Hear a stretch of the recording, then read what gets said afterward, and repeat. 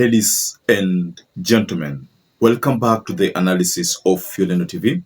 I hope you're well from wherever you're watching this channel. Now, William Samoei Ruto has jetted out of the country for a visit to China because word has it that he was invited by Xi Jinping. The people-to-people relationship between Kenya and China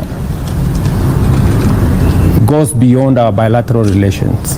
Bilateral relations starts from the 60s, but the people-to-people relations is 600 years old when the first Chinese visited Kenya. Based on William Ruto's statement during the interview from the Chinese media, Ruto hinted at a possibility of joining BRICS. Now, that came as a shocker because we remember Ruto was more of pro-West. So by Ruto hinting at a possibility of having Kenya join BRICS, Ruto is more or less going the East way. So we all know that BRICS is an organization of Brazil, Russia, India, China, and South Africa. There are some countries which have joined BRICS, like Argentina. We have countries like Saudi Arabia. We have many other countries, and Kenya wants to become one of them. I remember Uganda also made that pronouncement.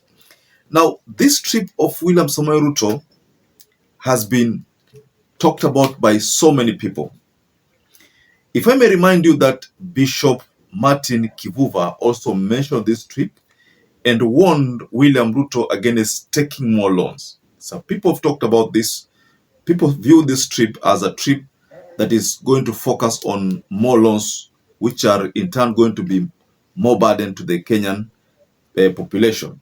So before we explore this story further, ladies and gentlemen, kindly support this channel by liking and subscribing.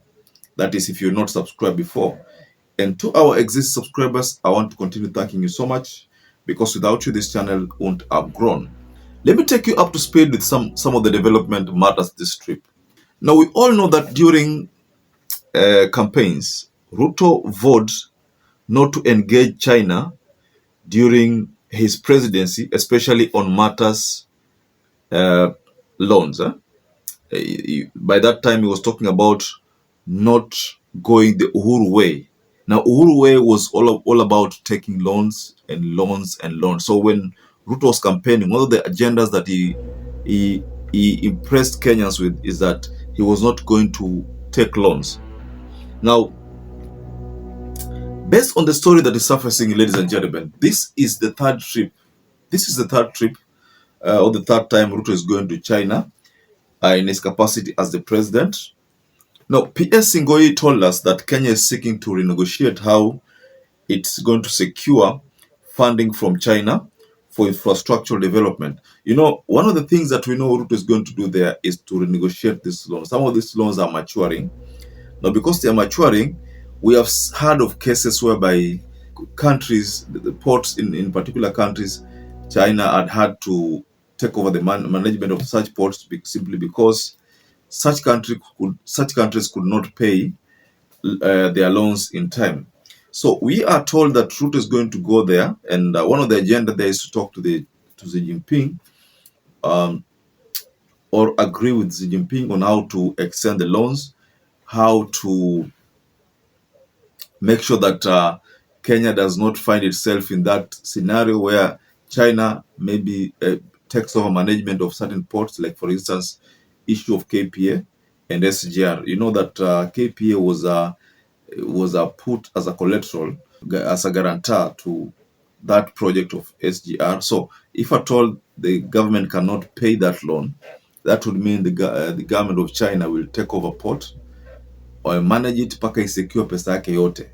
So most of the things that I think Ruto is going to do there is to talk about the matter with China, and they are going to probably have some negotiation on whether that should be the case. I think, if I may, based on Ndini Nyoro's statement, What I think Ruto is going to do there is to, of course, it's going to be expensive for the Kenyan government, because now, assuming this loan is extended, if it was to be repaid in 5 years, then they extend it to 10 years, it means the interest will also increase. So if the interest will increase, what that means is that Kenyans will dig deep into their pocket and again finance this project. So what we are confronted with here, ladies and gentlemen, is a scenario where if Ruto decide to extend the loan, which is going to definitely do it, because it may be the only way out to contain these loans ambazo zimekuwa zikichukuliwa.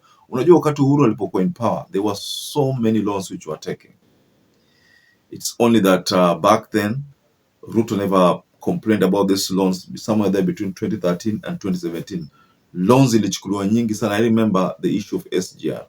So many projects had started. I remember even back then, someone like Mudavadi alikuwa analalamika sana. Mudavadi analalamika, to be honest, if I may honestly speaking, Mudavadi analalamika wakati. Nakumbuka when he used to tell Uhuru to at least, aache kuchukua loan nyingi, awache Wakenya wa service whatever the loans ambayo iko, but see, the government did not want to hear. So what they were doing, ilikuwa ni kuchukua tu mikopo. So these projects, ladies and gentlemen, we did not really when these loans were being taken, maybe the country did not look at the challenge that would come with another government. So Ruto's government imejikuta kwamba inabidi deal na hizi loans, it must pay. Then there's the issue of the Eurobond, then the issue of the Anglo leasing. So Ruto found himself in a situation whereby he must pay these loans. So I can say that maybe one of the things that is going to do there is to negotiate these loans, at least they were extended, ndio Kenya simachua haraka, kwa sababu kama umewekewa loan kwamba ni miaka 5 imefika na hujamaliza, of course kuna repercussions. So one of the things that I think Ruto is going to do there is to negotiate these loans. And again, Ruto is going to take advantage of the fact that US na China say hawaelewani, the tariff war, or you can as well say the trade war. This trade war is going to hurt small countries or developing countries, and the two giant, the two superpowers are not going to be affected much. But the countries which are going to be affected are countries like Kenya, countries like Tanzania, Uganda. So this trade war, wakipigana kule nyasi ndio sisi Kenya, Uganda, Tanzania, Djibouti, hizi country ambazo ziko hapa. So hizo ndio nyasi ambazo zitaumia. It will become very expensive to acquire Chinese products, very expensive to acquire US products. So who is going to foot this extra coin? It is us, the Kenyans, Ugandans, Tanzanians, and let's just say it's us Africans who are going to bear who are going to carry this burden of excessive taxations on commodities. That's what's going to happen. So this trip of China, Ruto was warned by Archbishop Martin Kivuva against taking more loans kupeleka Kenya kwa hali mbaya. Maybe renegotiate the loan is okay, but Kenyans don't want him to take another loan. But he's the head of state, so if he decides that he wants to take another loan, he's most likely going to do it. I mean, he's going to do it, but the bottom line here is that Kenyans have told him not to take any loan.